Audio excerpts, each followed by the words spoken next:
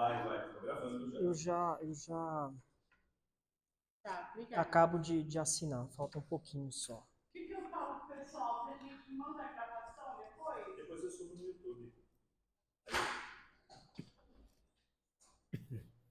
Tá gravando já. Já. Ah.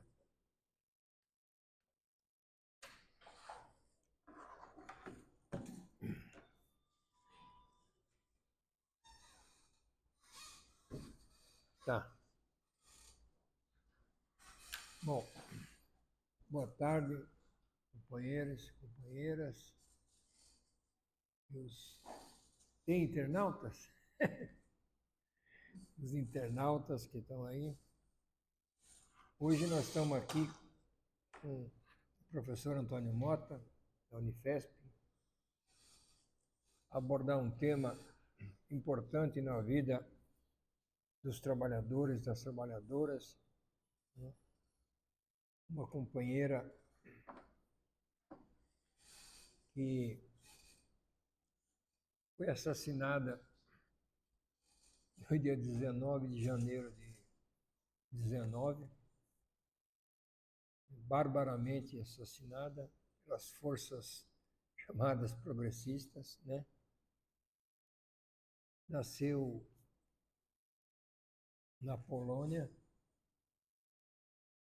uma cidade chamada Zamość, lá no sul da Polônia, e participou ativamente, assim, uma revolucionária que todo chamamento dos grandes momentos ela participou da grande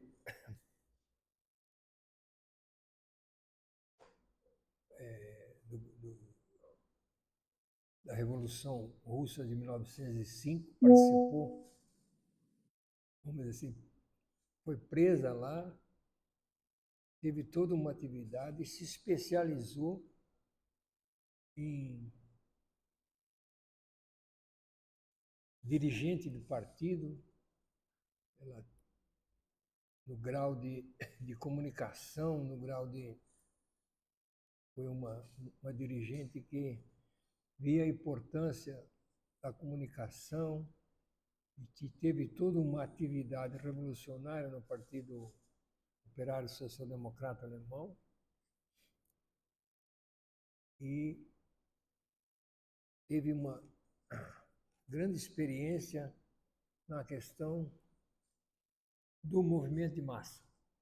A questão dela era o movimento de massa e a explosão que o movimento de massa colocava, né? No sentido de fazer as transformações. Então, é uma companheira realmente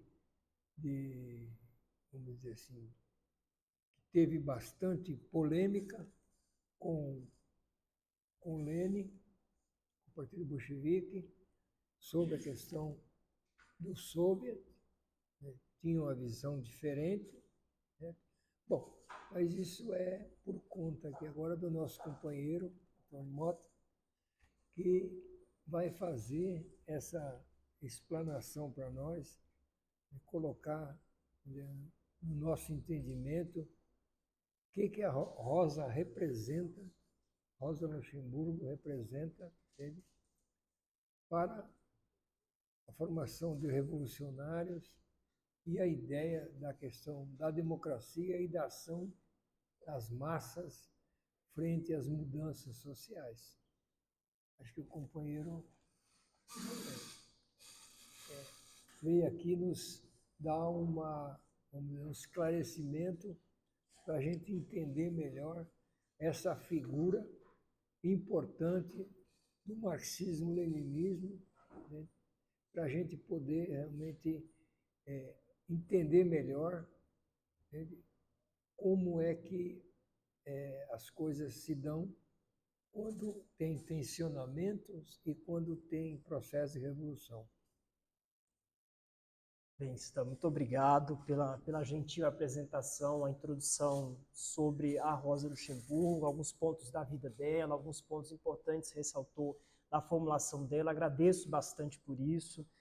Em primeiro lugar, então, você estar aqui e para gentis palavras.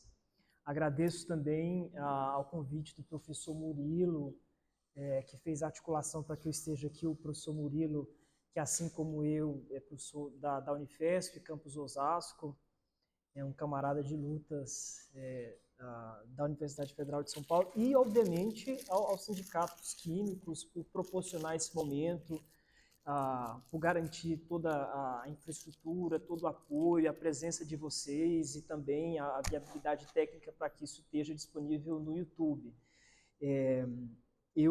Como eu disse para o Stan anteriormente, ele me colocou a dura verdade de que é um desafio e tanto falar sobre Rosa Luxemburgo em pouco tempo, né? Porque como se trata de uma gigante, como então resumir tantas formulações, tantos escritos em pouco tempo, né? Bem, é um desafio. A minha resposta para o Stan anteriormente foi que eu vou fazer o meu melhor.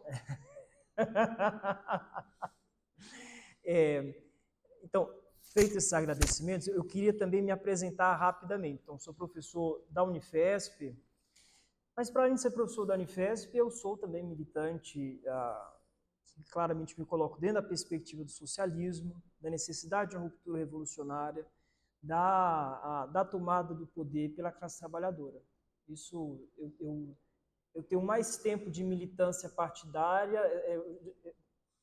do que tempo de vida sem militância partidária. Então, já faz um tempo que eu me alinho ao socialismo e desde o começo a essa figura.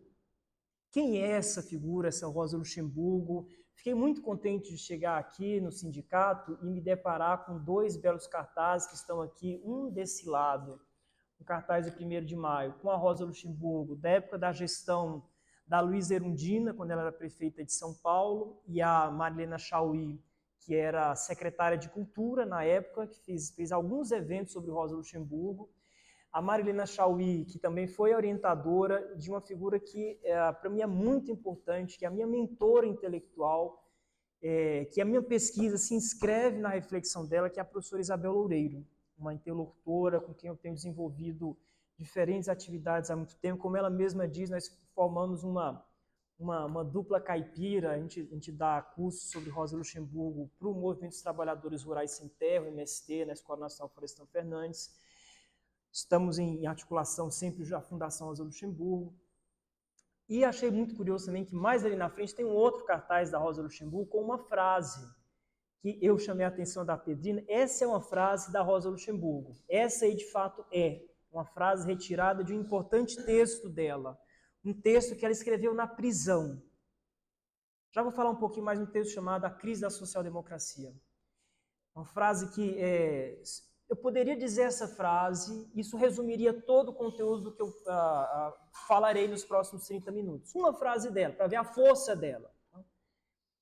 O momento que nós vivemos hoje é muito difícil, sem sombra de dúvida. Um momento muito grave. Ela escreveu esse livro na prisão e essa frase que ela coloca, acho que indica que a gente não pode deixar de lutar e a alternativa é a luta. A frase é: nós não estamos perdidos e venceremos se não tivermos desaprendido a aprender. Eu vou repetir. Nós não estamos perdidos e venceremos se não tivermos desaprendido a aprender. Essa é uma frase que ela escreveu nesse texto de 1915, que foi publicado ilegalmente, clandestinamente, em 1916. Já vou falar um pouquinho mais dessa frase.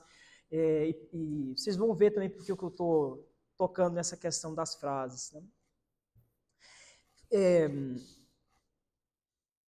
Falar sobre Rosa Luxemburgo, para mim, é sempre um tema de muita paixão, porque a minha tese de doutorado foi sobre Rosa Luxemburgo, em particular textos que são pouco conhecidos, inclusive no Brasil são os textos que tratam sobre a questão polonesa, a questão nacional. São textos que a gente não conhece muito, então estão pouco traduzidos para o português. Espero que em breve a gente resolva essa deficiência, né, na absorção, na recepção da obra da Rosa Luxemburgo em português. Então, mas passando desses prolegômenos, eu queria explicar um pouco a minha provocação com o título dessa nossa conversa. Olha, o Murilo me perguntou, a Pedrinha me perguntou, como é que você quer chamar essa nossa conversa? Eu disse, olha, vamos fazer uma frase, vamos colocar uma frase que a Rosa Luxemburgo usava muito nos textos dela, que é uma frase tirada de um importante autor alemão chamado Goethe, que em um importante livro de poemas que ele escreveu, Fausto, tem um trecho que aparece a seguinte formulação: no princípio era ação.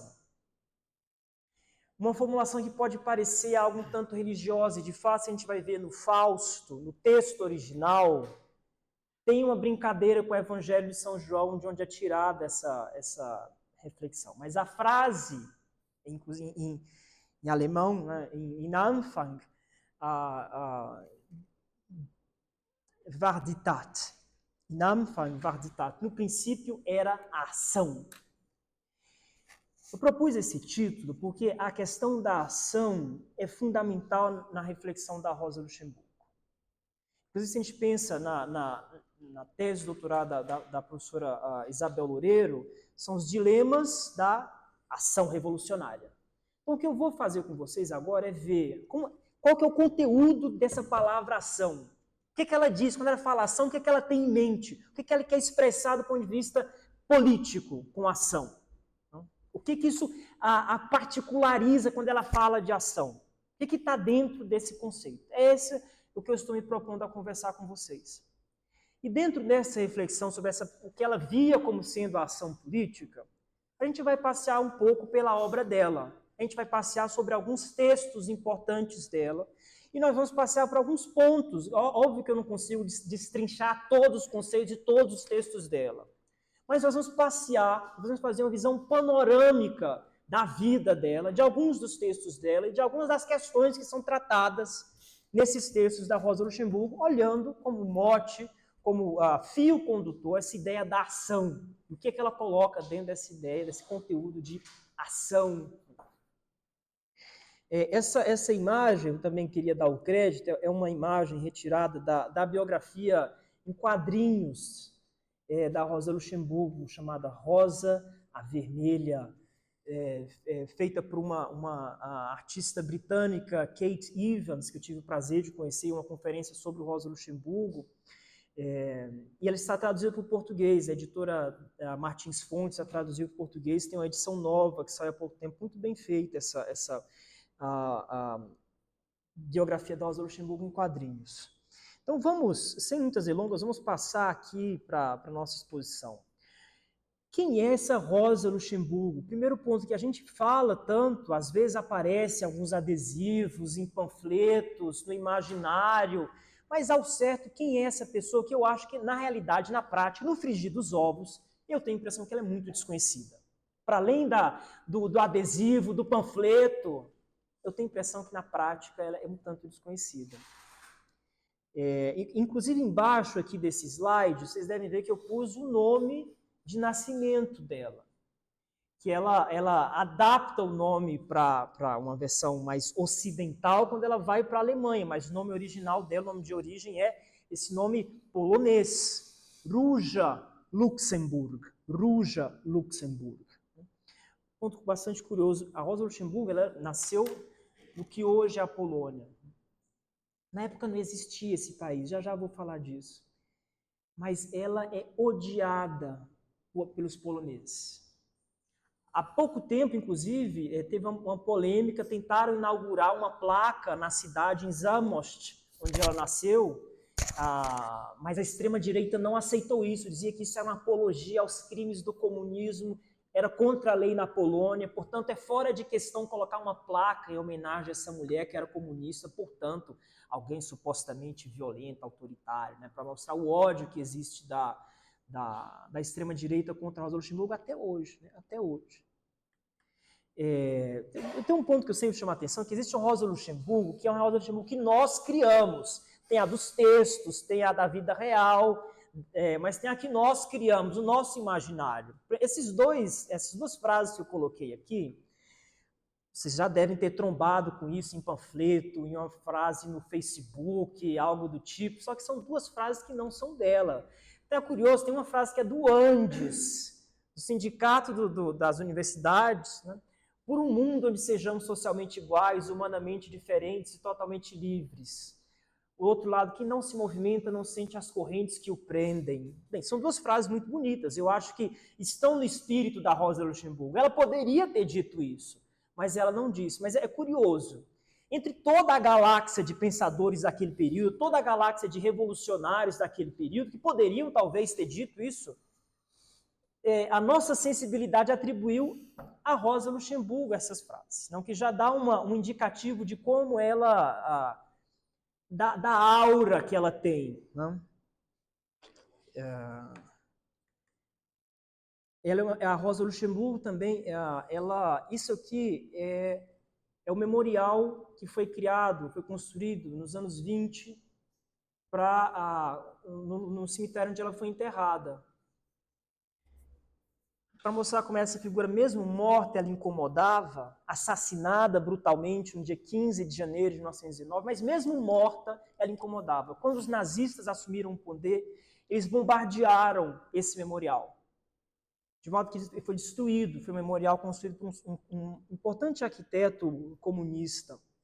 Tem fotos dos nazistas com essa foice, a estrela e o martelo, depois de terem destruído o memorial, tripudiando desse gesto que eles fizeram. Tanto que hoje, onde tem a lápide da Rosa Luxemburgo, é um túmulo vazio, porque o corpo foi destruído depois desse ataque brutal dos nazistas contra o memorial onde ela estava enterrada. E uma figura que era, obviamente, de uma reflexão política importante, que por ser importante foi assassinada, que por colocar questões relevantes para a Revolução incomodava e, portanto, foi assassinada, mas que também na reflexão política dela, ela combinava vários pontos da vida. A vida é política, evidentemente, mas não só. Ela combina na ação dela, por exemplo, uma paixão por diferentes âmbitos da vida, como a literatura. Já coloquei a citação que ela faz do Goethe, a paixão pela biologia, por tudo que é vivo. Rosa Luxemburgo, ela tem vários cadernos, ela tem mais de 15 cadernos de herbários. Ela pegava a planta, ela cortava, colava na folhinha, descrevia. Aqui tem uma imagem, né, do herbário dela, que inclusive vai ser traduzido. Vai sair o herbário dela em português. Daqui a alguns meses vocês terão esse título, esse texto dela importante aqui. Muitos desses cadernos, inclusive, foram feitos na prisão. Ela estava na prisão escrevendo texto, mas também amando a natureza, cortando as folhas, escrevendo, e colocava muitos detalhes, inclusive a taxonomia, o nome científico das plantas. Então, vamos entrar agora Perceba, eu já estou em 12 minutos do que eu falei. Eu claramente vou estourar o meu tempo, então você me desculpe, por favor. Porque eu também sou apaixonado pela Rosa Luxemburgo. E então eu vou falando, mas eu não vou, prometo que não vou tomar a tarde toda do sábado de vocês aqui. Então vamos iniciar o nosso passeio sobre o conteúdo dessa ação, já que no princípio era ação. Vamos iniciar nosso passeio. O primeiro ponto que eu chamo a atenção da ideia de ação da Rosa Luxemburgo é uma ação internacional. Isso tem a ver, isso aparece desde os primeiros textos dela. Vamos demarcar o período que a gente está conversando? Rosa Luxemburgo nasceu em 1871. Alguns poucos dias antes do começo da Comuna de Paris. Rosa Luxemburgo nasce no dia 5 de março de 1871. A Comuna de Paris eclode dia 18 de março. Então, se existe um espírito do comunismo que rondava a Europa, ele passou primeiro na Polônia, em 1871, no começo de março, e foi viajando até chegar a Paris e lá começou a primeira experiência que os trabalhadores tomaram os céus de assalto com a Comuna de Paris, né? Então, nasce no dia 5 de março de 1871 e é assassinada no dia 15 de janeiro de 1919. Então, nós estamos falando de uma figura que morreu com um pouco menos de 18 anos, no fim do século XIX, esse é o nosso recorte inicial, e começo do século XX, mais ou menos, nosso recorte final. Esse é o período que a gente tem que ter em mente. Desde os primeiros textos dela, a necessidade da ação internacional está posta. Por quê? Isso tem a ver com o fato dela ser polonesa. Aqui eu trouxe uma caricatura do mapa da Europa, da época. Aqui é um mapa que está escrito em holandês. Então você tem na ponta lá a Península Ibérica, a França. Você tem aqui a Rússia, né? Esse gigante cossaco com a faca na mão, com traços um tanto brutais, que era a forma como a Rússia era percebida politicamente no período, um país em que nenhum direito político tinha avançado. Enquanto em outros países da Europa Ocidental, você tinha tido revoluções burguesas que tinham garantido algum direito civil e político, não era o caso da Rússia, que toda a oposição era brutalmente perseguida. Então, nenhum direito político tinha avançado na Rússia, que era um bastião do absolutismo. Então, você tem os diferentes, tem o Império Alemão, né, o Império Austríaco, e aí eu disse que a Rosa Luxemburgo nasceu na Polônia. Cadê a Polônia aqui? Eu disse também que esse país não existe. A Polônia está até no próximo...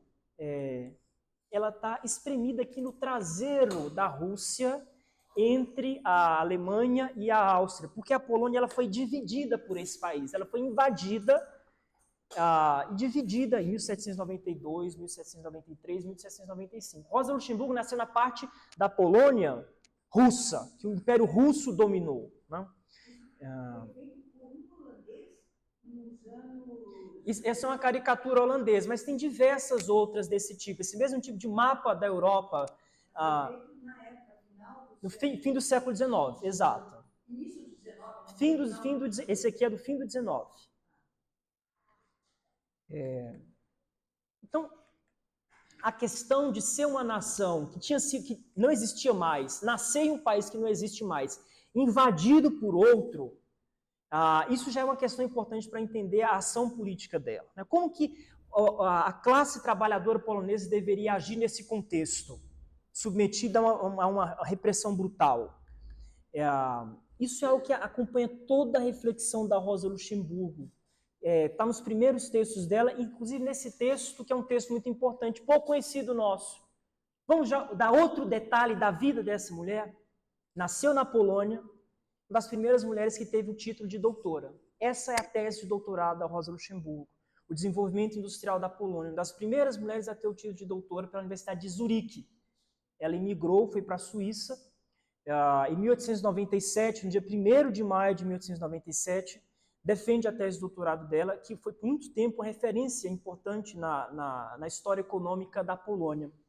E no fim do texto, na conclusão da tese de doutorado, ela chama a atenção, ela lança uma hipótese econômica importante para entender como que a ação ela é internacional, a ação política é internacional. Ela diz, olha, o modo de produção capitalista, ele é internacional.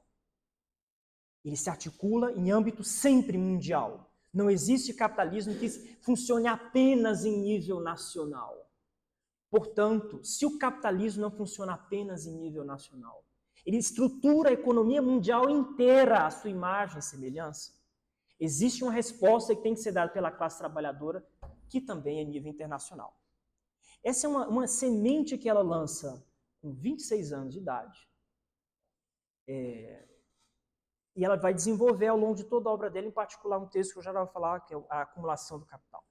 Mas olha aqui o que aparece no fim da tese de doutorado dela. É uma lei imanente do modo de produção capitalista que aspira a ligar materialmente, ligar economicamente e gradualmente os lugares mais distantes, colocá-los em dependência econômica mútua e, finalmente, transformar o mundo inteiro em um único mecanismo de produção firmemente unificado.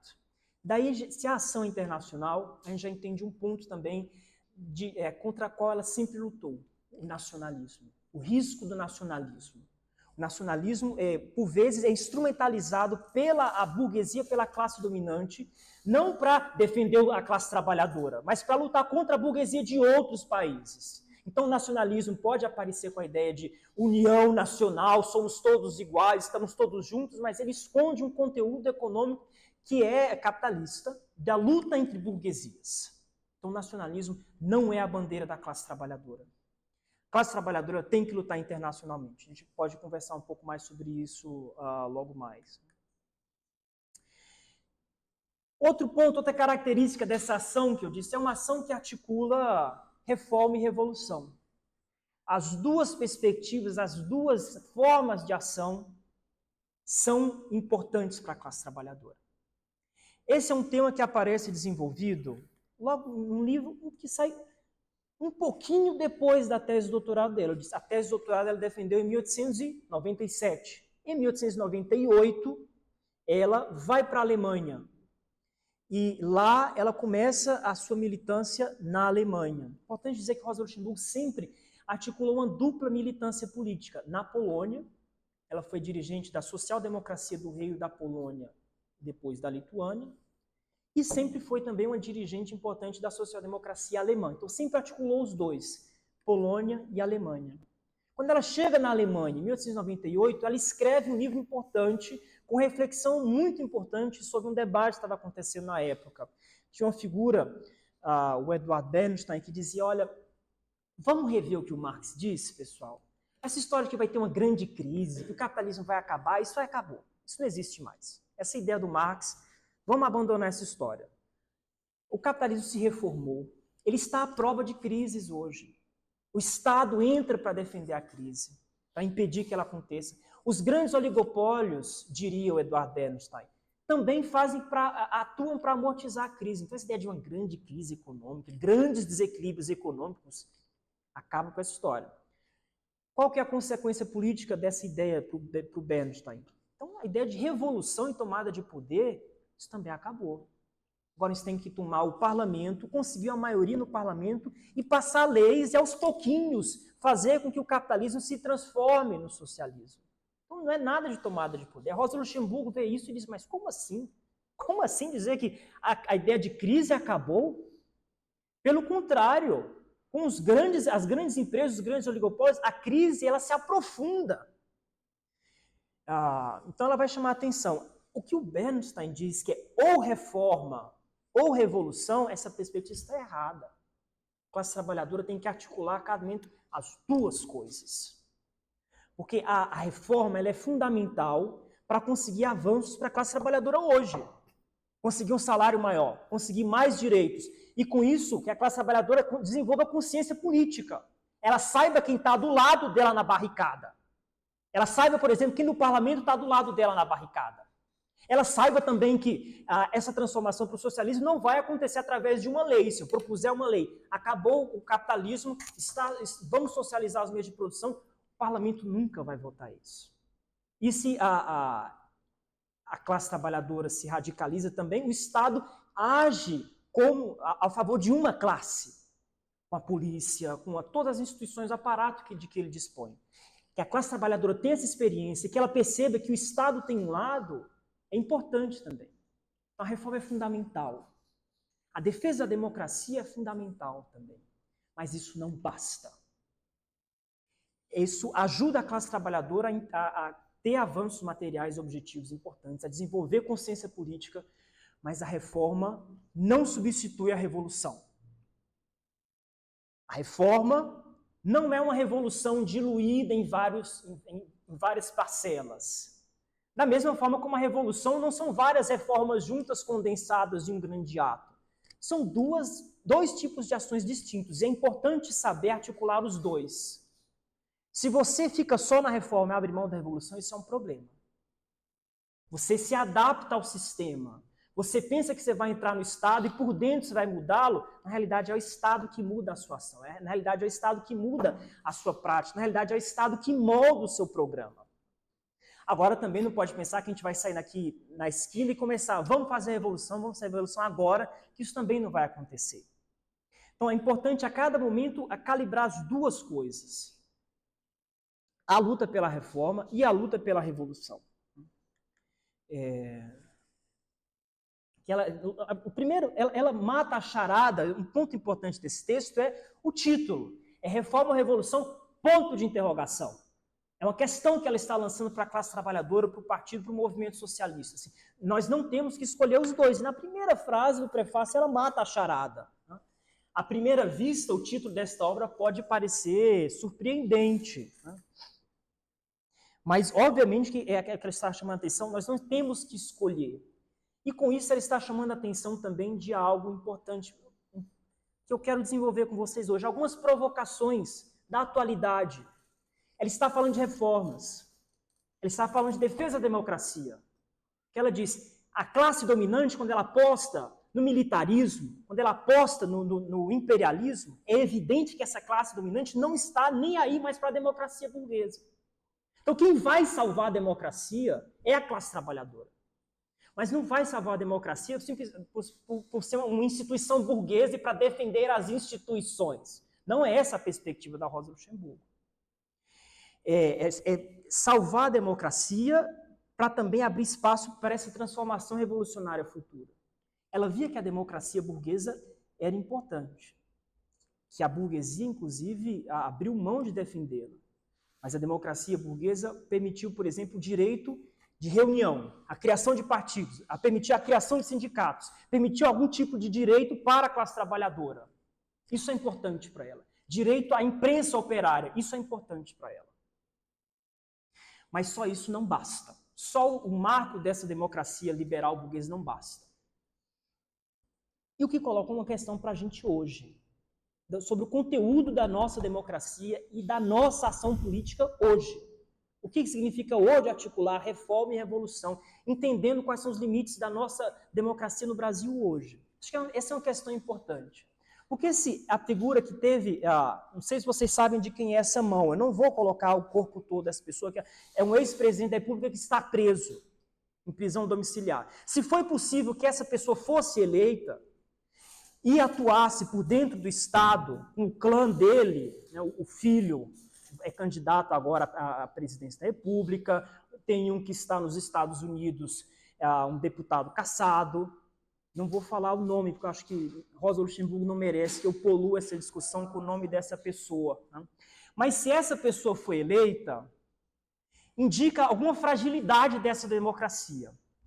É evidente que é importante defender essa democracia, mas só para defender as instituições tal como elas estão e funcionam, isso simplesmente atualiza o problema, não resolve. O que coloca uma questão também importante para esse ano do ponto de vista eleitoral, para a gente. Né? E a foto que eu vou projetar logo em seguida.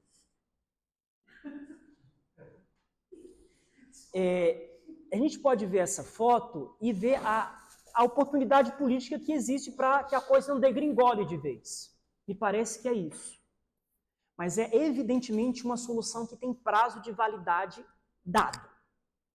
A gente também pode olhar, me permito fazer uma provocação, a gente pode olhar para essa foto de uma pessoa que foi governador do estado de São Paulo e fez o que fez no estado de São Paulo, vinculado à tradição de direita dura da social-democracia brasileira, esse animal em extinção que é o tucano, né? E que ele hoje seja nosso camarada nessa luta para defender a democracia. Eu posso ver essa foto, a atualização do que foi a chapa Tancredo Neves, José Sarney. Uma figura que foi um importante dirigente da Arena e que depois foi o primeiro presidente da Nova República. Mostra uma atualização da questão de simplesmente se manter por dentro da instituição. E sem assumir a importância das rupturas, a questão não se resolve, ela se atualiza com o tempo. É uma provocação. Vamos continuar a nossa reflexão sobre a ação. Outro ponto é que a ação, ela não é a ação da classe trabalhadora, e algo que o Stan muito bem colocou, das massas, que é algo, uma reflexão importante na obra da Rosa Luxemburgo. Essa ideia de massas, esse conceito aparece na sociologia a partir do fim do século XIX, mas sempre com um contexto muito negativo. Geralmente são teóricos burgueses que veem o ascenso da classe trabalhadora, veem por vezes a ação dessa classe trabalhadora querendo mais direitos, vê essa classe trabalhadora se somando a partidos social-democratas e fica horrorizado com isso. Isso é um problema.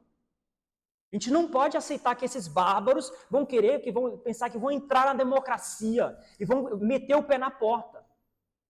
Eles são massa, eles não têm conteúdo político, eles não têm o nosso pedigree.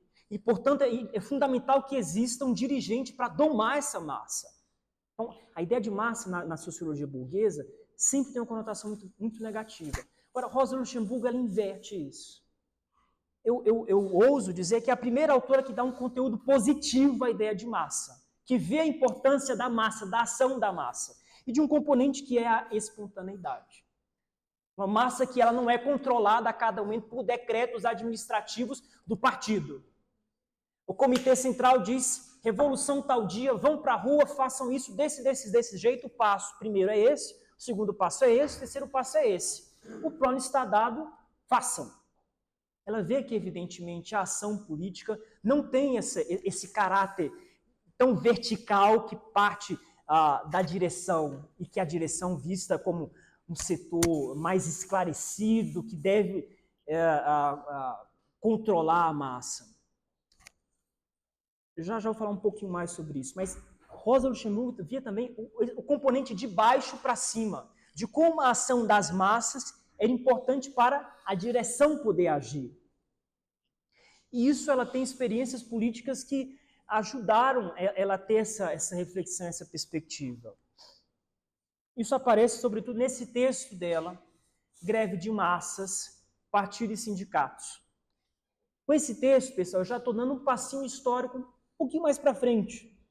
Começamos com a tese de doutorado dela, 1897, Reforma e Revolução, 1898. Chegamos aqui em 1906. 1906 que ela publica esse texto.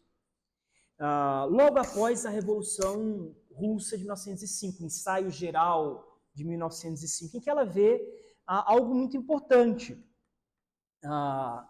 Como que ela vê... é um encontro dela com ela mesma. Ela, jovenzinha, dizia, a greve de massas é importante. Ela, com um texto que ela tinha 22 anos. Greve de massas é importante. Ela aqui, com 35 anos, é o encontro dela com ela mesma, quase como ela dissesse, puxa, o que eu coloquei lá atrás fez sentido. Aconteceu algo parecido com o que eu tinha apostado lá atrás. Como que um império tão forte, que nunca nenhuma revolução burguesa conseguiu avançar nele, com repressão tão brutal, um bastião do absolutismo, como que aconteceu a Revolução Russa de 1905? Algo completamente inesperado. Você tinha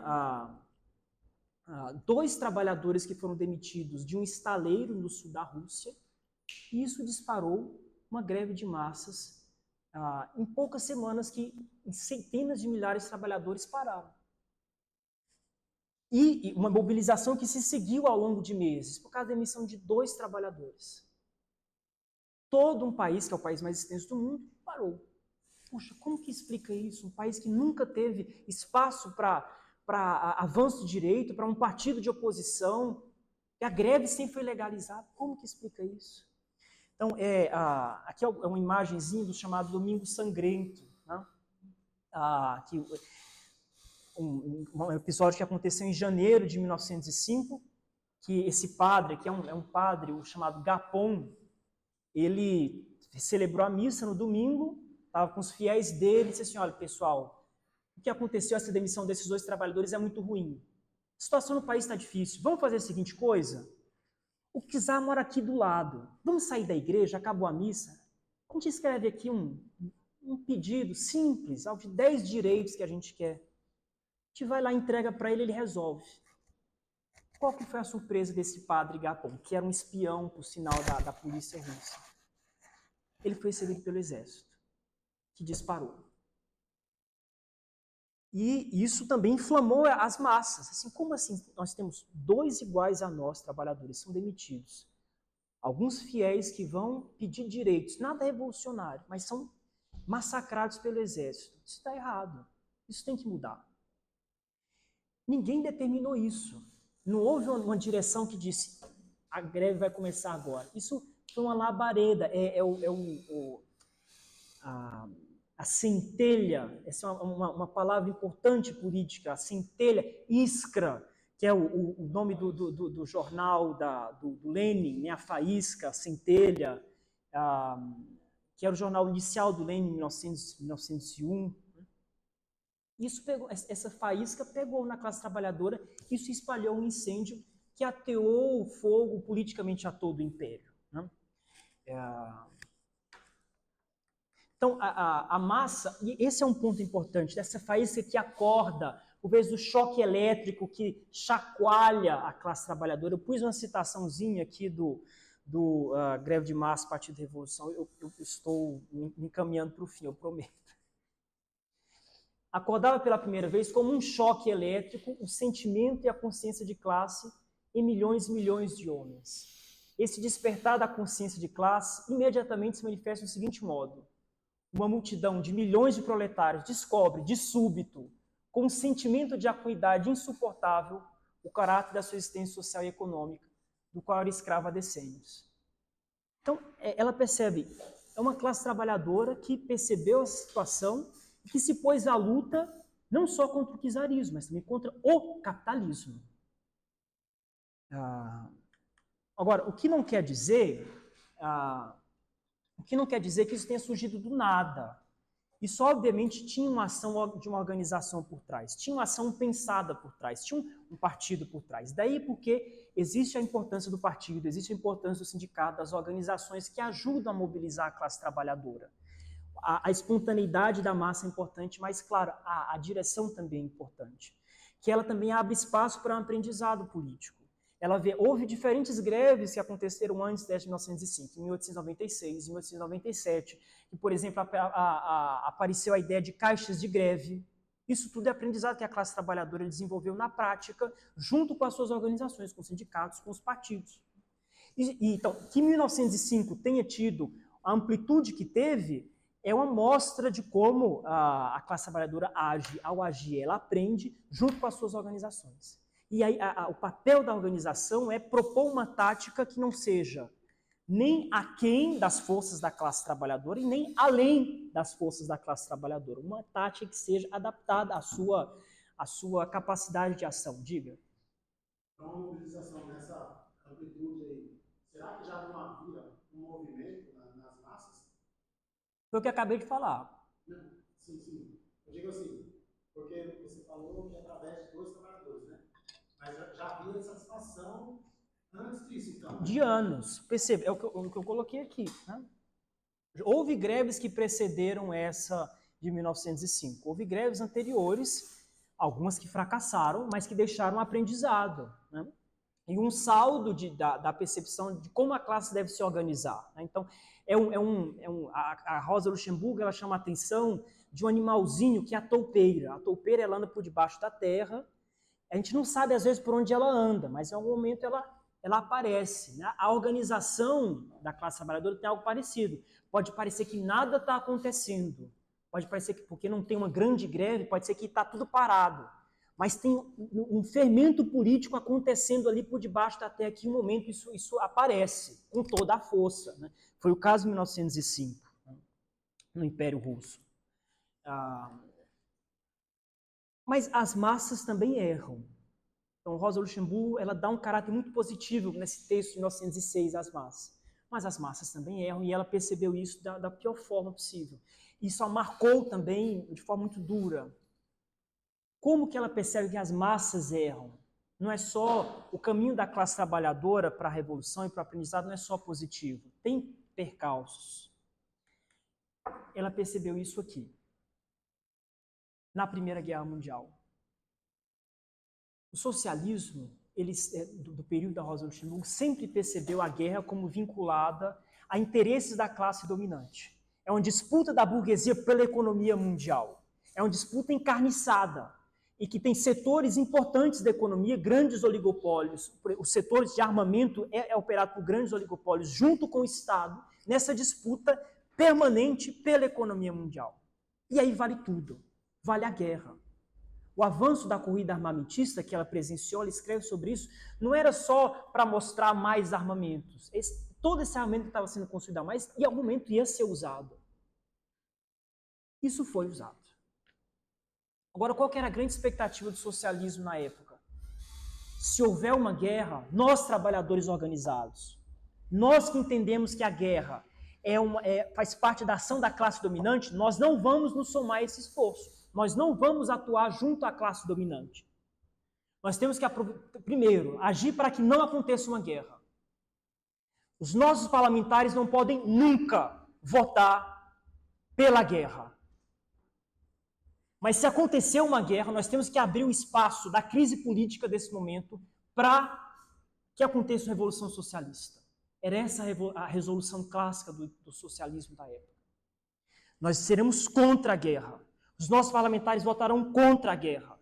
Mas se a guerra acontecer ainda assim, cabe a nós nos utilizarmos desse espaço político para gerar uma revolução socialista. Foi o que os bolcheviques fizeram, de certa forma. Qual que foi a decepção para Rosa Luxemburgo? É que boa parte da classe trabalhadora, que era socialista, que tinha sido formada pela social-democracia alemã, quis a guerra. Foi que boa parte dessa classe trabalhadora, quando veio o apelo nacionalista, se somou às forças da classe dominante.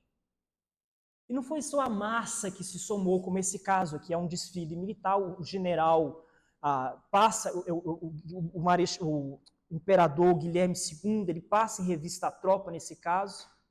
Não foram só os soldados, a massa que aceitou isso, entusiastamente. A social-democracia também caiu nesse conto. O partido pelo qual ela tinha lutado tanto tempo, a social-democracia alemã, que era o principal partido do socialismo na época, todos os deputados votaram pela guerra. Toda a bancada social-democrata votou pela guerra no dia 14 de agosto de 1914. Então ela percebe várias resoluções de congressos, isso não resolve uma questão política. A massa, ela não atua automaticamente em direção ao socialismo. Ela pode errar. Isso tem problemas. Queria ler para vocês um trechinho desse... do texto que ela escreve na cadeia que eu mencionei antes, né? A crise da social-democracia alemã. É um texto... O primeiro capítulo é um texto muito intestino, muito marcado pela raiva dela frente a essa social-democracia que capitulou frente ao nacionalismo. Essa social-democracia que não respeitou todo o engajamento que tinha pela luta internacional, que não defendeu a classe trabalhadora. Ela acaba, no primeiro capítulo, dizendo a seguinte coisa: a classe trabalhadora moderna paga caro pela compreensão de sua missão histórica. E agora é importante.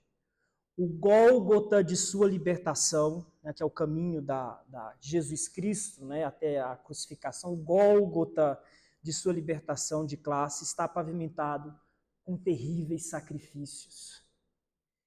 Ter apoiado a guerra foi um erro enorme da social-democracia, que se apagou como força política. Que a classe trabalhadora tenha apoiado a guerra, isso também foi... A classe trabalhadora pagou com a vida por isso. Tem um texto muito interessante, em 1915, que ela coloca, no Manifesto Comunista está escrito proletários de todos os países univos. E ela brinca, mas parece que para o socialismo agora é assim, em paz, univos, tudo bem, mas na guerra cortar a garganta uns dos outros. Então a classe trabalhadora errou. Mas isso quer dizer que é o fim? Não. Nós nos parecemos verdadeiramente com os judeus que Moisés conduziu através do deserto. Mas não estaremos perdidos e venceremos se não tivermos desaprendido a aprender. É aquela frase daquele cartaz. Né?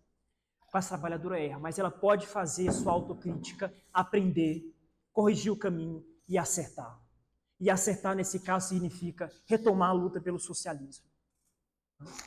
A possibilidade, ou seja, há sempre a possibilidade da ação. Essa aqui é a questão. Há sempre a possibilidade da ação. Os homens fazem a sua história. Não fazem de qualquer forma, é claro, mas a fazem. Né? Essa frasezinha parece uma frase do do 18 de Brumário, né, o socialismo científico ensinou-nos a compreender as leis objetivas do desenvolvimento histórico. Os homens não constroem a sua história completamente. Existem coisas que são dadas, existe uma economia que é dada, existe uma estrutura política que é dada. Tudo bem, é verdade. Mas isso não é natural, a gente pode mudar. Né? Mas, apesar de tudo, fazem-nas eles mesmos. Ou seja, sempre é possível agir. Sempre é possível agir. O que é uma ação revolucionária? No fundo, é essa a questão, uma ação revolucionária. Essa é a capa do texto que eu acabei de ler, que ela coloca uma disjuntiva importante. O que é essa ação revolucionária? Se nós não agirmos, ela chama a atenção. O que nós temos diante de nós é ou socialismo ou barbárie. Se nós agirmos, nós podemos ter uma sociedade diferente, em que a guerra não cumpra mais esse papel, que não tenha mais uma classe dominante, que o Estado não seja mais o comitê central da classe dominante. Mas se nós não agirmos, nós vamos ter essa barbárie, que é a classe trabalhadora morrendo. A classe trabalhadora é essa que fará a revolução, ela está perecendo no campo de batalha. E essa é a barbárie. Não é nada muito diferente do que nós temos hoje. E, de novo, é uma luta revolucionária que é internacional, porque se nós não fizermos algo por Gaza, se nós não fizermos algo para impedir a barbárie que é anunciada de exterminar o Irã, ainda que eu tenha muitas críticas, de forma alguma significa que eu apoio o governo do Irã, mas o povo iraniano não vai ser libertado pela bomba americana, nem pela guarda revolucionária iraniana. Então, pensar a revolução hoje é pensar esses pontos também. Isso nos traz para hoje. Quem está agindo hoje para impedir a privatização do rio Tapajós, que entrou no Plano Nacional de Estatização? Isso, obviamente, também coloca o capitalismo hoje. Rosa Luxemburgo chama a atenção se a guerra faz parte do capitalismo, a violência faz parte do capitalismo, isso está posto ainda hoje. A guerra explícita é o mais evidente, mas isso, no que a gente ainda pode achar como sendo normal do capitalismo, existe violência a cada momento. Que um país como o Brasil, rico, os nossos recursos sejam explorados e a gente fique com os buracos e os ditos acidentes ambientais e os grandes oligopólios transnacionais fiquem com lucro, isso é um problema, isso é uma violência também. Que o Rio Doce não exista mais, isso é uma violência. Isso é uma citação de uma reflexão interessante desse livro, recente, publicado pela Claxo, né? A dicotomia do extrativismo mineiro, é bem o caso nosso latino-americano, extrativismo, petróleo, carvão, a acumulação de lucros que as mineradoras obtêm através da exploração de um lado, e do outro, a miséria que deixa os países ricos em recursos naturais. É o mesmo imperialismo com a mesma violência atualizada para o século XXI. E Rosa Luxemburgo ajuda a pensar isso. Da mesma forma como essa destruição que acontece em Gaza, que acontece em Brumadinho e Mariana.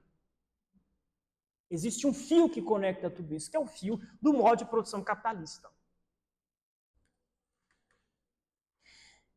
E eu vou pular essa parte, que eu já estou estourando meu tempo, vou chegar a seguir. Uma ação que eu coloquei que é revolucionária, que é internacional, que articula a reforma e revolução, mas que é uma ação que é marcada pela paixão por tudo que é vivo.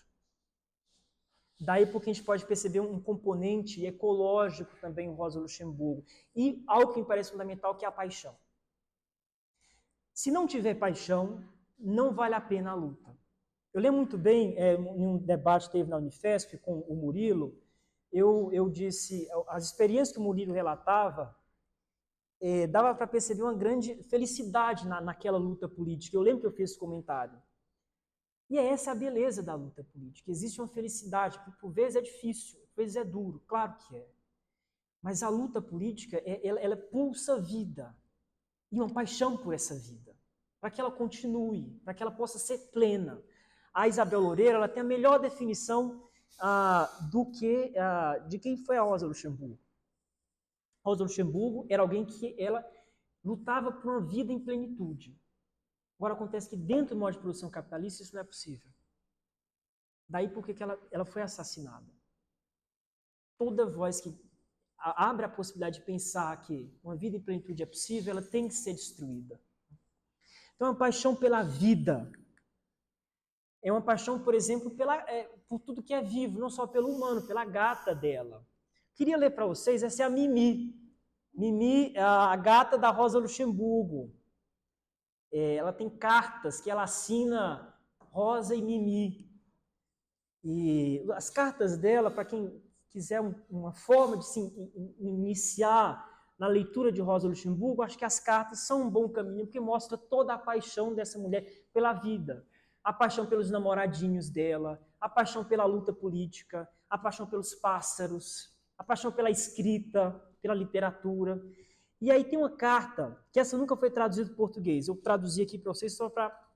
Ela sabe que em alguns dias ela vai ser presa. É uma carta de fevereiro de 1915. Ela é presa em março de 1915. E a secretária dela propõe de pôr a gatinha assim em uma jaula e levar para um amigo. A resposta da Rosa Luxemburgo é muito curiosa. Sua ideia a respeito de Mimi me mostra que mesmo as pessoas de bom coração, especialmente essas, não conseguem compreender toda a fragilidade e vulnerabilidade das coisas humanas. Transportar Mimi em uma cesta, ficar com ela por um dia e depois devolvê-la, como se tratasse de uma criatura comum da espécie Felis domestica, é o nome científico dos gatos, né? Pois bem, saiba que Mimi é uma pequena mimosa sob a pele de uma gata, uma pequena princesa hipernervosa, que num dia que eu quis levá-la à força para fora de casa, foi tomada por convulsões. Seus olhinhos reviravam-se e, de emoção, ela ficou toda rígida em meus braços, de modo que foi preciso levá-la de volta ao apartamento, onde só voltou a si depois de várias horas. Não. Vocês não têm ideia das provações que meu coração de mãe já passou. Deixemos, portanto, a pequena Mimi no apartamento. Já estou tremendo só de pensar na transferência iminente, mas inevitável. Ao pensar naquele dia 31 de março, em que terei de levá-la à vila de Grunewald, que era a casa do amigo que ia cuidar da Mimi. E os textos dela são várias vezes a referência ao canto dos pássaros. E eu já falei demais, eu sei, me desculpem. Agora, a última coisa que eu vou ler é o trecho de uma carta dela, uma carta da prisão, uma carta do dia 25 de dezembro, Natal, de 1917. Que é, sem sombra de dúvida, um dos documentos mais tristes da história da humanidade, mas também um dos textos mais belos da literatura. É uma carta que ela escreve para Sonia Liebknecht, a esposa do camarada dela, o Karl Liebknecht. E é uma carta grande, longa, mas narra um episódio muito tocante. Ah, Sonítica, que dor profunda experimentei aqui. Pelo pátio onde costumo passear, chegam frequentemente carroças do exército, carregadas de sacos ou de camisas e velhos casacos de soldados, muitas vezes manchados de sangue. Isso é durante a guerra, né? São descarregados aqui, distribuídos pelas celas, remendados e novamente carregados e entregues ao exército. Recentemente, chegou uma carroça dessas puxada por búfalos em vez de cavalos. Pela primeira vez, vi esses animais de perto. São mais robustos e maiores que os nossos bois. Têm cabeças achatadas e chifres baixos e recurvos, ou seja, o crânio semelhante ao dos nossos carneiros, inteiramente pretos, com grandes olhos negros e meigos. São originários da Romênia, são troféus de guerra. Os soldados que conduziam a carroça contaram que foi muito trabalhoso caçar esses animais selvagens e ainda mais difícil utilizá-los como animais de carga, eles que estavam acostumados à liberdade. Foram terrivelmente espancados até perceberem que tinham perdido a guerra e que para eles valia a sentença vai victis, né, de pagar com a vida. Só em Breslau, que é a região onde ela estava presa, deve haver cerca de 100 deles. Além disso, eles estavam acostumados aos exuberantes prados romenos recebem uma ração miserável e escassa. São impiedosamente usados para puxar todo tipo de carga e com isso, em pouco tempo, estão arruinados. Há alguns dias, portanto, chegou uma carroça carregada de sacos. A pilha de carga era tão alta que os búfalos não conseguiam passar pelo portão de entrada. O soldado que os acompanhava, um sujeito brutal, começou a bater tanto nos soldados com o grosso cabo do seu chicote que os vigias lhe perguntaram indignados se não tinham compaixão dos animais. De nós, homens, disse ele, também ninguém tem compaixão. Respondeu com um sorriso maldoso e continuou a bater com mais força ainda. Os animais finalmente deram um arranco e passaram pelo obstáculo, mas um deles sangrava. Sonítica. O couro do búfalo é de uma espessura e resistência proverbiais, e o daquele estava rompido. Enquanto descarregavam, os animais ficaram completamente imóveis, esgotados, e um deles, o que sangrava, olhava diante de si com uma expressão na face negra e nos olhos negros meigos, como de uma criança em prantos. Era, sem tirar nem pôr, a expressão de uma criança que foi duramente castigada, sem saber para quê, por quê, sem saber como escapar do tormento e da violência crua. Eu estava diante dele e o animal me olhava. Meus olhos se encheram de lágrimas. Eram as lágrimas dele. Ninguém pode estremecer mais dolorosamente pelo meu irmão mais querido do que eu, em minha impotência, por aquele sofrimento mudo. Então, eu também me emociono bastante nesse texto, mas mostra a coisa da vida, por tudo que é vivo, e atualiza com isso a consigna socialismo ou barbárie. O socialismo é, obviamente, um modo de produção distinto, mas é também um ecossocialismo hoje, que tem que levar em questão a ecologia e tudo que é vivo. Né? Essa imagenzinha ela ilustrou a carta do búfalo. Né? Ela também, além de tudo, desenhava. Né? E com isso eu encerro essa paixão. É um trecho do discurso da Clara Zetkin no enterro da Rosa Luxemburgo. Quando ela foi assassinada, a Clara Zetkin, a Rosa Luxemburgo deram um tiro na cabeça dela e jogaram o corpo em um canal em Berlim. Vários meses depois, o corpo foi encontrado e foi enterrado. E a Clara Zetkin leu um discurso em que ela fala dessa paixão. Né? O socialismo foi para Rosa Luxemburgo uma paixão dominante que absorveu toda a sua vida. Uma paixão ao mesmo tempo intelectual e ética. A paixão a consumiu e transformou em trabalho criativo. Paixão, obviamente, a gente tem a imagem de um sentimento próximo do amor, né?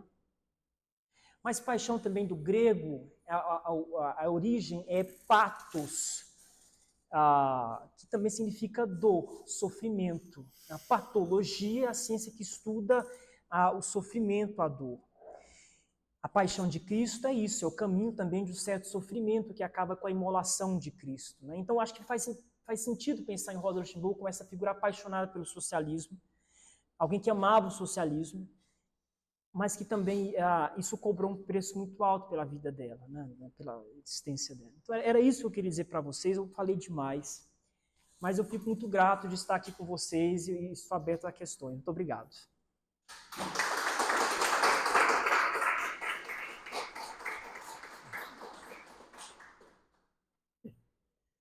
Bom, acho que o companheiro Mota expôs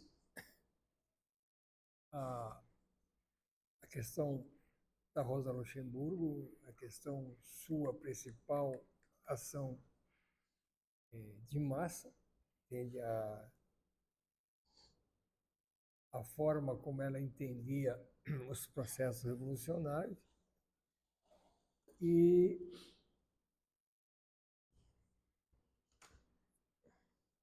os aspectos da sua vida, né? A vida de uma revolucionária que nos deixa encantado pela época que ela viveu, né? E o momento que nós estamos vivendo hoje, né? A luta dos trabalhadores organizados, dos trabalhadores, vamos dizer assim, naquela fase do capitalismo. E agora nosso desafio é que nós estamos num momento diferente, né? Um momento de destruição e um momento de individualismo puro, né? Vamos dizer, tomando de conta, e nós temos que lutar no processo da contra-revolução, né? Nós precisamos lutar contra o individualismo e tudo mais. Mas é importante esse debate, apesar de que a gente acha que vamos dizer assim, temos que aprofundar, né? Mas eu acho importante agora, nesse aspecto que levantou, da sua intervenção, tanto vamos dizer assim, tanto do aspecto do início das mudanças que o capitalismo tinha e a intervenção dos trabalhadores, né? Que é a Revolução de 1905, a Revolução de 1917, né? Para a gente, vamos dizer, contextualizar essa questão e o ensinamento que ela nos trouxe, né? Que é uma discussão, que é a questão do princípio da ação de massa, né? De como é que nós, vamos dizer assim, vivenciamos em alguns momentos isso aqui no Brasil, mas muito pouco, né? Mas vivenciamos um pouco. Entende? Então, acho que está aberta a palavra, quem quiser fazer uma intervenção ou uma pergunta, a gente aprofundar essa questão da Rosa Luxemburgo.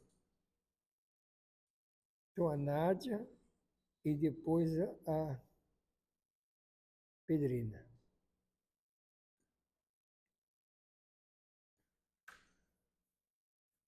Nádia, por favor. Eu tenho.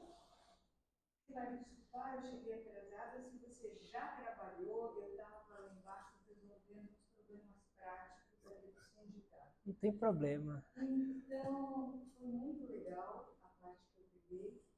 Eu tenho 5 questões, talvez formuladas de um jeito confuso, mas me desculpem. A primeira tem a ver com nacionalismo. Por quê? Eu fui formada politicamente no início da faculdade e era ditadura, era Médici, muita repressão, e fui formada rejeitando o nacionalismo, que eu via hino nacional, bandeira, e recentemente alguns companheiros e companheiras, frente ao aguçamento do imperialismo, né, disseram, olha, a questão do nacionalismo, quando do ponto de vista de um país dominado, pode ser importante, e aí está sendo retomada a questão da soberania nacional. A soberania nacional não. E teve uma saída interessante para o MST, que é trocar a soberania nacional por soberania popular. Aí eu me agarrei a isso. E a primeira questão é, será que a questão do nacionalismo frente ao neocolonialismo, do ponto de vista de um país atacado, não pode ser importante enquanto ponto de reivindicação, porque ele não pode aquilo, apesar dos riscos. Eu não gosto. Mas, eu falei, eu fui educada politicamente para ser contra qualquer nacionalismo. Mas será que não é importante? Segunda questão tem a ver com espontaneidade, e muitas vezes o pessoal fala em conjuntura.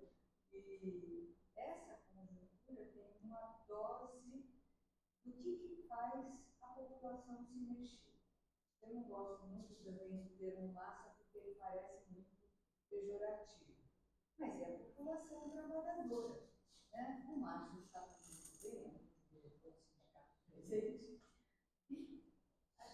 não adianta a gente chegar na porta de uma empresa e dizer: fiquem aqui, porque se vocês não atrasarem a entrada, não está falando nem greve, prazo de entrada, o pessoal dificilmente fica por várias razões, né? É medo de ser demitido, e às vezes tinha medo de ser demitido.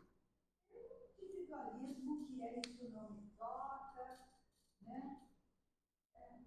Vou deixar, e principalmente com o operariado mais jovem. E aí, isso que é o tal raio tempestuoso, que é a certeza, ele é um sentimento. Para mim, que sou mais velho, isso tem a ver com as condições materiais, mas não só. Eu vou dar um exemplo. Na natura, tem gente mais indignada com o fato da injustiça de não receber um bônus PLR, que a chefia vai receber e eles não, né? Ou por esse PLR negado ter a ver com elementos que eles não controlam. Né? Então, essa indignação, às vezes, deixa mais aberto a ter uma ação do que o fato de estar sofrendo assédio, e eles sofrem muito assédio. É isso, Márcio? E com um salário ser pouco, né? A injustiça faz mover mais, dá mais, então uma centelha mais forte do que com a exploração cotidiana. Como é que você lida com isso e como é que a Rosa lidaria? Gente, são 5 questões. Se for demais, você corta 4 e escolhe uma. A outra é a importância da organização. Quando ele falava, para ele, organização era um ativo. Para a gente, organização pode ser um grupo de fala, pode ser uma comissão, pode ser uma comunidade de base, né? Ou seja, organização não quer dizer necessariamente partido, e partido não quer dizer necessariamente partido leninista, que eu pego um assunto que fala muito no livro, que é a questão da organização. Quer dizer, como é que a gente pode lidar com formas diferentes de organização? Outra questão é que, mais para você também, a gente trabalha aqui no sindicato, não com reforma ou revolução, mas com o que a gente chama de duplo caráter do sindicato. E quando você trabalhou, porque eu não li a Rosa, me pareceu muito parecido, porque para a gente o sindicato tem que ser operação sindical corporativa, né? Colocar o band-aid nos males do dia a dia, e a gente tem que ter conquistas trabalhistas e, ao mesmo tempo, não pode perder o outro caráter, que é de desmascarar a exploração capitalista em todos esses atos. E fica andando numa tensão, uma contradição o tempo todo, que é lidar no dia a dia, que desgasta, faz o dirigente sindical enlouquecer com os horários necessários, com a ideia de ter que atender acidente de trabalho, que já deveria estar resolvido, mesmo no capitalismo, mas não está resolvido, uma série moral, e ao mesmo tempo ter que trabalhar algo que aparece muito longe da sociedade, ou seja, desmascarar o capitalismo.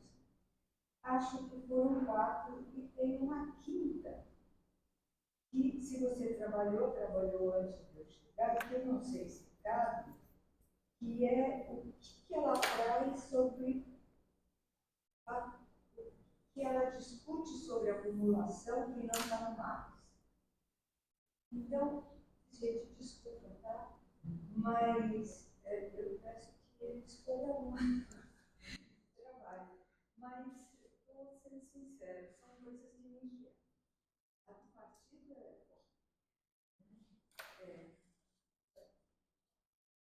P.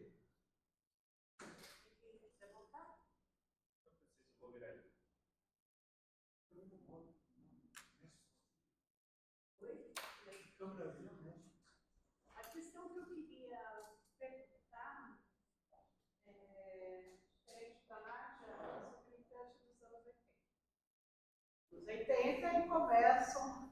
militar no Partido dos Trabalhadores, mas dentro de outro partido que era a Convergência Socialista, aonde esse nacionalismo também, até hoje, aceita o Gelisa com o hino nacional, depois fui fazer história, descobri empiricamente que ele faz história de mesmo, né? O hino que fala de força, etc. e tal.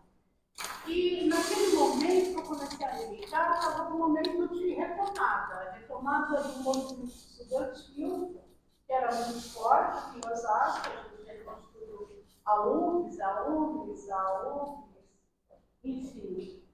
Tínhamos até uma briga com o movimento operário, que era dividido pelo Lula na época, que ele falava que sempre meio stalinista, né, que ninguém sabia que era isso, mas enfim, ele falava estudante é estudante, operário é operário. Como se estudante não fosse operário, se trabalhasse também. Mas o que mais me marcou, depois eu parei de militar, porque corrente trotskista, para quem conhece, uma hora ela explode. Não tem como você se segurar aqui. É E eu verdade. retomei a militância justamente quando aconteceu aquele genocídio com o pessoal de Carajás, no MST. 97. Voltei para o PT e daí fiquei ali mais amparado numa turma ali da esquerda, nunca fui da corrente que dirige o partido, que era a corrente de Zé Dirceu, enfim. Mas isso que você colocou sobre a social-democracia imperou há muito tempo dentro do partido, né? E o que mais me agonia, que me agoniava também dentro do PT, foi uma das coisas também que provocou a minha saída, é que o parlamento, assim como o sindicato, ele é um instrumento de mundo. Você está como parlamentar, você está como diretor de uma entidade, de um sindicato. Isso não pode ser uma profissão, e muito menos ela não pode ser burocratizada ou pode ser levada para um parâmetro que não seja a luta dos trabalhadores. E isso, infelizmente, por exemplo, a guinada que o PT dá para a direita foi muito grande, né? Enfim, aí eu acabei saindo e fui para o PSOL. E hoje a gente se encontra também nessa questão. Né? É verdade. Esse parlamento, tem parlamentar que hoje é celebridade, tem tudo. Na minha época, eu milito, eu andei com o Eduardo Suplicy daqui, com o Lula, com não sei o quê. Deu uma foto desse registro. Hoje, se você for em alguma atividade que tem um parlamentar, ele é tratado como rei. E isso, por exemplo, eu fiquei durante muito tempo atuando no mandato do Ivan Valente, que é o mandato popular e socialista que, infelizmente, está se despedindo desse cenário. A gente não tem uma opção de substituição. E, pelo menos quando a gente estava dentro do PT, a gente conseguia fazer plenárias, né? Ele trazia o que estava sendo discutido, tinha uma participação maior. Hoje eu estou dentro do PSOL, e o nosso parlamento dentro do PSOL é dirigido por um parlamento que e com meia dúzia de assessoria dele. Então eu queria que você desse uma resposta para isso, porque eu acredito ainda que o papel, embora seja importante, o sindicato pegar por cesta básica, ticket de refeição, OPLOR, que é imediato, é importante sim, assim como o partido, resolver com Bolsa Família ou alguma coisa mais imediata, mas eu acho que não pode perder a direção que é a revolução, porque não é por via partidária, não é pelo parlamento e não é pelos sindicatos que a gente vai conseguir destruir o capitalismo. Desculpa, se eu me alonguei. Não, de forma alguma. Eu que me alonguei. Bom, o Carlão vai falar, depois o Mota vai fazer se tiver outra rodada, Ou se alguém a mais quer falar além do Carlão? Tá. Então, depois na sua. Então, vamos fechar a rodada, então. Foi com 5, fechando a rodada. Carlos, é isso? Carlão. Aprendi na convenção dos anos 80, eu comecei nos anos 90, ou seja, eu peguei o final da festa. Quando a coisa estava quando que era a mobilização estava no descenso, mas ao mesmo tempo você tinha um acúmulo eleitoral, né? Por causa de 89, eu comecei em 89, foi indo até chegar em 2002 que o Lula ainda com o programa rebaixado, porque em relação a 89 entrou numa composição de forças, entrou enfim, virou presidente, né? Aí depois, até chegar aqui os dias atuais, a Dilma também, com um programa que não mexia diretamente com certas questões, né? Questões estruturais, mas chegou com toda uma cultura de políticas públicas que, se você pegar em comparação às políticas públicas, o que era a ideia de políticas públicas no governo Henrique e companhia, e o que é políticas públicas no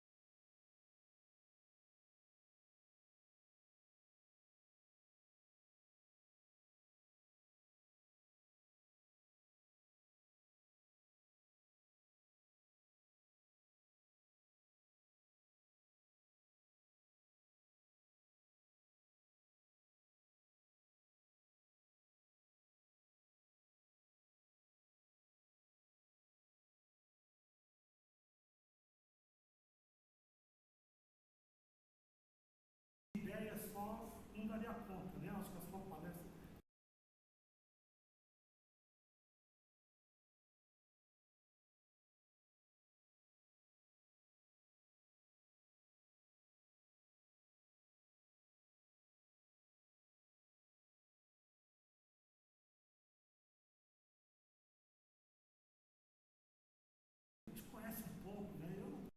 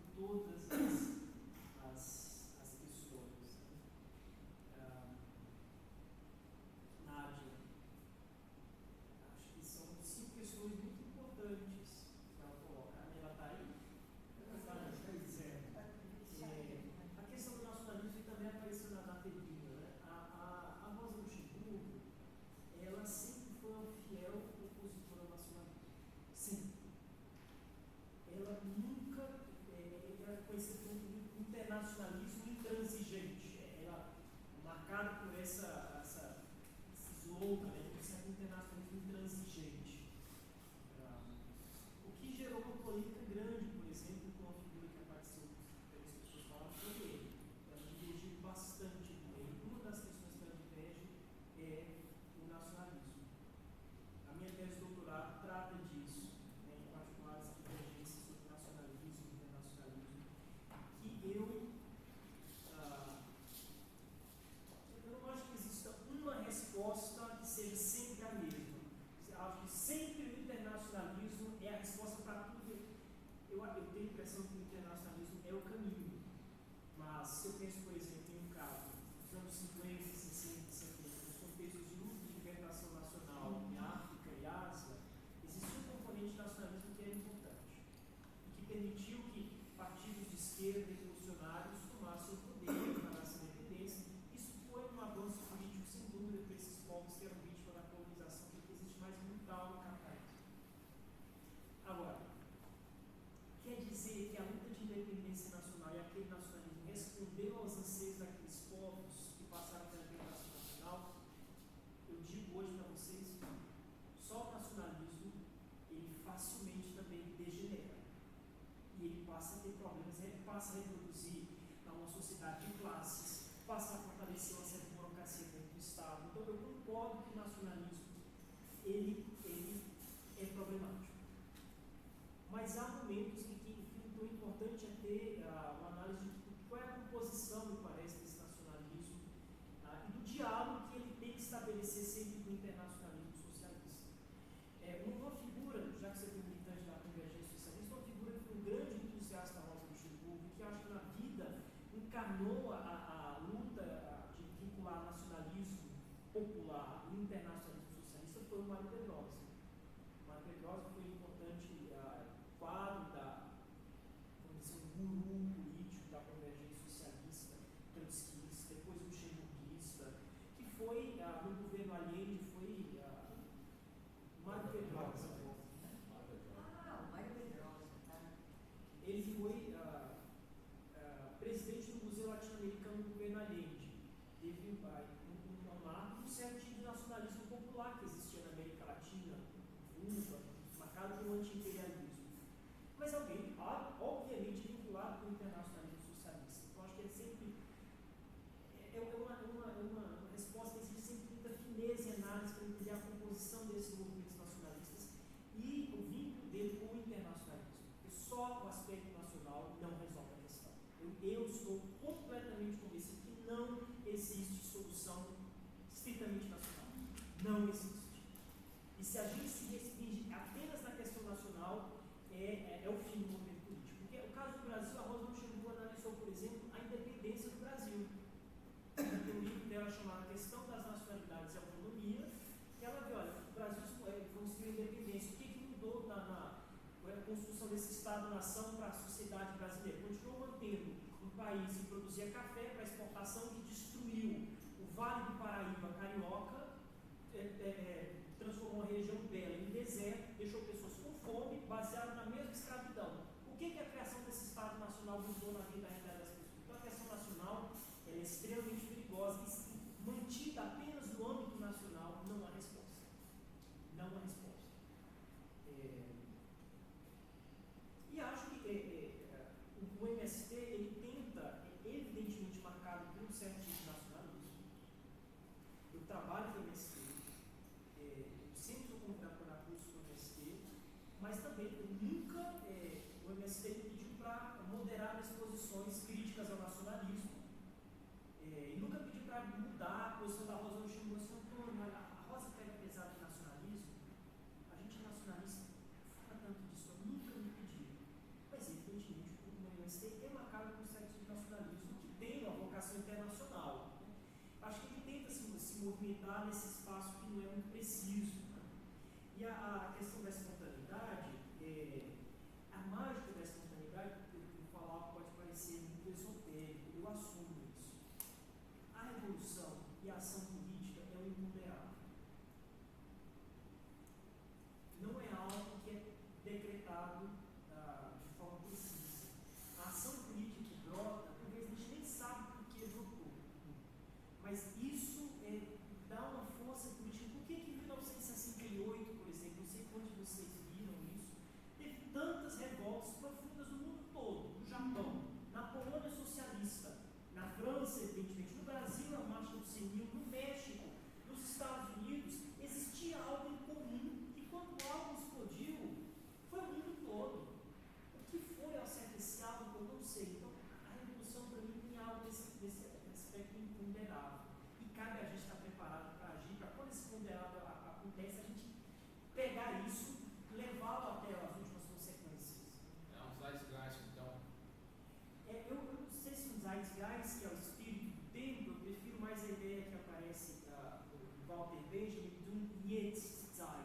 tempo do agora, né?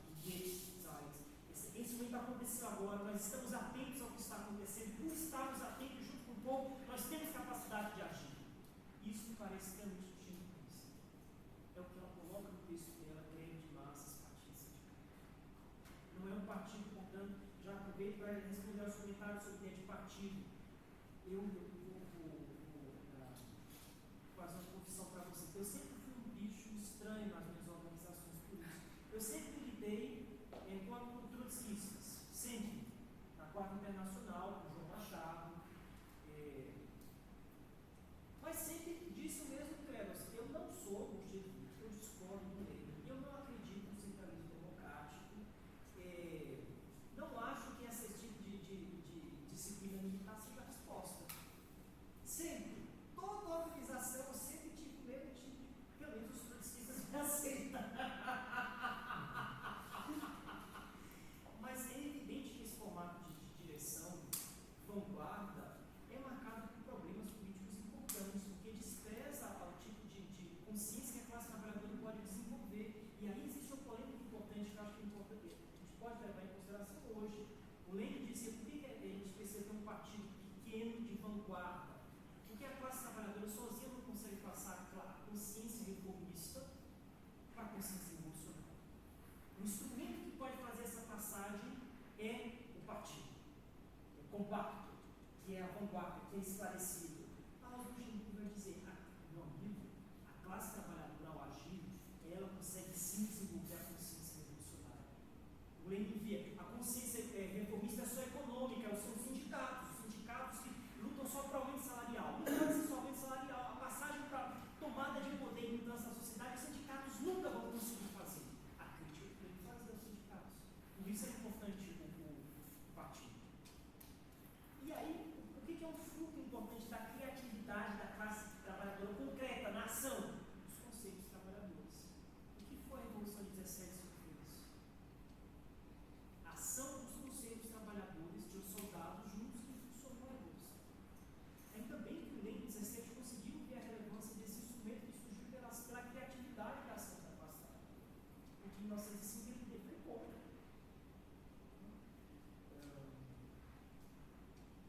Acho que isso também dialoga com pontos que a Nádia colocou, que a Virginia colocou. E acho que toda organização hoje pode ser o sindicato, pode ser o partido. Eu acho que o partido continua sendo importante. O que é mais importante para a gente hoje? Para toda organização, que pode ter diferentes tipos, é evidente. A gente tem que dizer que o mundo que a gente vive não é natural. E se não é natural, a gente pode mudar o mundo pela ação. Ficou famosa a ideia, uma frase atribuída ao Frederick Jameson, crítico literário americano, que é mais fácil pensar o fim do mundo do que o fim do capitalismo. É uma triste realidade. Isso, para a maioria das pessoas, você falar em fim de capitalismo é quase risível. Isso não faz sentido tanto.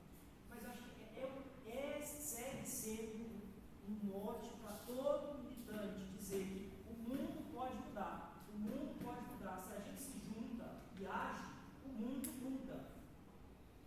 Porque é evidente que as coisas não vão continuar acontecendo. Uma classe dirigente de pessoas que mandam pessoas para a Lua, para Marte, que ganha trilhões e concentra renda, que usa o Estado a seu favor, que destrói tudo, torna o mundo inabitável, é evidente que as coisas não vão continuar do jeito que estão. Isso vai explodir. E é importante que a gente tenhamos esperança e vamos agir, porque quando isso explodir, a gente pode estar junto com essas pessoas. Porque o risco, se a gente não cumprir esse papel, é o fascismo. Eu acho que isso está batendo na nossa porta também. Isso está posto. O fascismo é uma ameaça que pode acontecer no futuro. Isso está posto. Quando olha para o Donald Trump, o tipo de gestos que o Elon Musk fez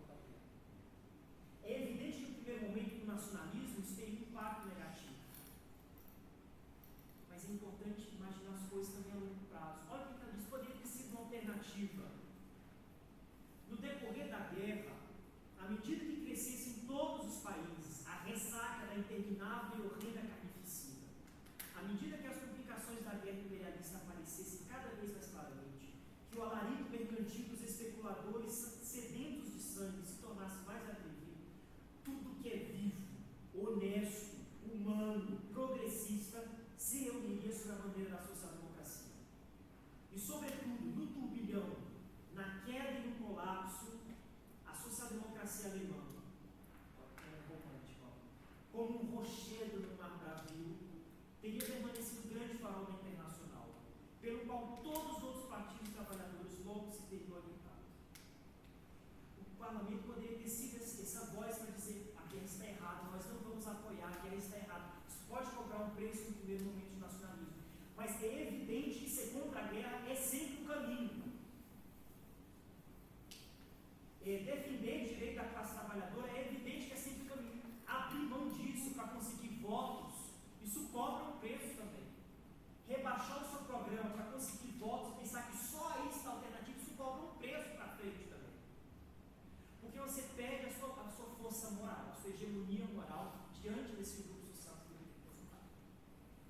Como que eu vou acreditar em um partido que fez uma reforma da Previdência contra os interesses da classe trabalhadora? Como que eu vou votar num partido que fez superávit primário, em vez de cumprindo acordo com o FMI, em vez de dar dinheiro para a universidade pública, e valorizar o salário mínimo, ampliar o SUS? Como que eu vou confiar num partido que manteve ministros da defesa, como o atual ministro da defesa, que passou pano para os acampamentos golpistas lá em 2023? Defender o programa não é fácil, mas a defesa do programa é a única forma de garantir que a força moral da organização política vai garantir que ele avance. E eu estou completamente fechado para a ordem de Luxemburgo aqui. É evidente que esse é o caminho. E o parlamento pode ser isso, mas não é tudo. Carlos, a questão nacional e regional é evidente no país da proporção do Brasil, são complexidades políticas que se colocam. Só para você ter um exemplo, a social-democracia austríaca, no Império Austro-Húngaro, o Partido Social-Democrata Austríaco tinha que fazer panfleto em 6 idiomas: em polonês, em alemão, em húngaro, em tcheco, em italiano, e é chamada pequena internacional, de tanta gente de diferentes nacionalidades. É um desafio que nós tenhamos uma compreensão política dessa amplitude toda.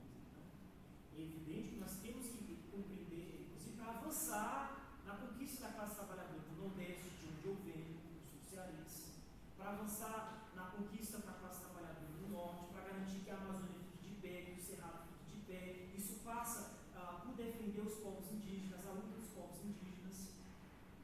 Então, a questão nacional pode ter um componente, talvez, nesse aspecto de compreensão de pontos políticos para avançar a luta da classe trabalhadora, mas ela não se restringe, de novo, me parece, ao âmbito nacional. Claramente tem que estar vinculado às aspectos internacionais. E aí eu chego ao comentário do Murilo. Eu já fui católico. Eu cheguei ao socialismo pela Igreja Católica, pela teologia da libertação. Minha mãe, ela foi do Partido dos Trabalhadores.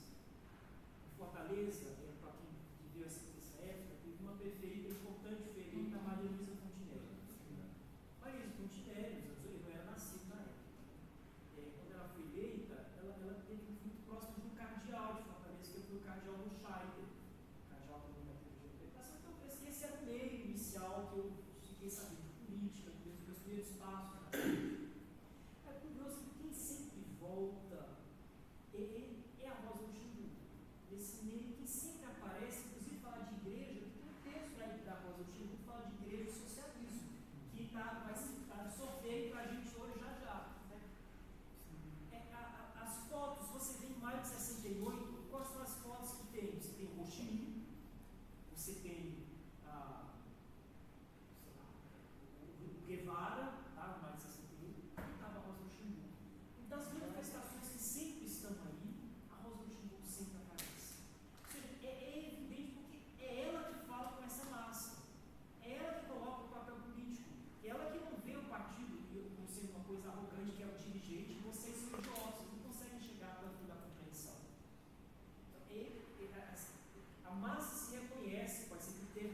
melhor, eu admito, né? Mas ela se reconhece na Rosa Luxemburgo. E ela que dá uma imã de esperança na luta. E uma síntese muito boa do meu camarada desse é a pedagogia do aço. De ao agir, a gente aprende, e ao aprender, a gente muda. A Rosa Luxemburgo era isso. Não é à toa quem é que vai citar a Rosa Luxemburgo comigo? Quem leu a Rosa Luxemburgo? Paulo Freire. Quem leu a Rosa Luxemburgo? Um excelente economista latino-americano chamado Bolívar Echeverria. A teologia da libertação latino-americana, Romero, todo esse pessoal leu a Rosa Luxemburgo.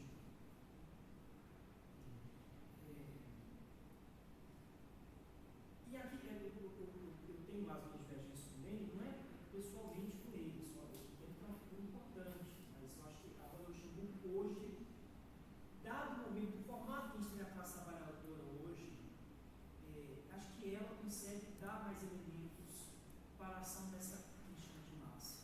Ela formada pela eu esqueci também, desculpe. José Raimundo. José Raimundo. A pergunta que você faz, hoje, nós seguimos aprendendo a aprender, para onde a gente olha no mundo tem luta. Em todo lado do mundo tem luta. Eu não sou dos que acham que existe uma apatia. Não existe. Existe luta em todo lado. Do Pará, do Tapajós ao Nepal, existe luta em todo lado. Então, me parece que essa pedagogia do aço, ela segue aí. Quer dizer que ela sozinha resolve tudo? Não. Mas não existe saída fora da política. E ela está acontecendo. Quando eu vejo os entregadores, você mencionou muito bem, eu não sei se vocês colocam a categoria de grupo, mas eles, ao agirem, eles encontraram a forma de organização coletiva dos breves. É a resposta para tudo? Não acho que seja. Mas é a forma de como a relação, a criatividade das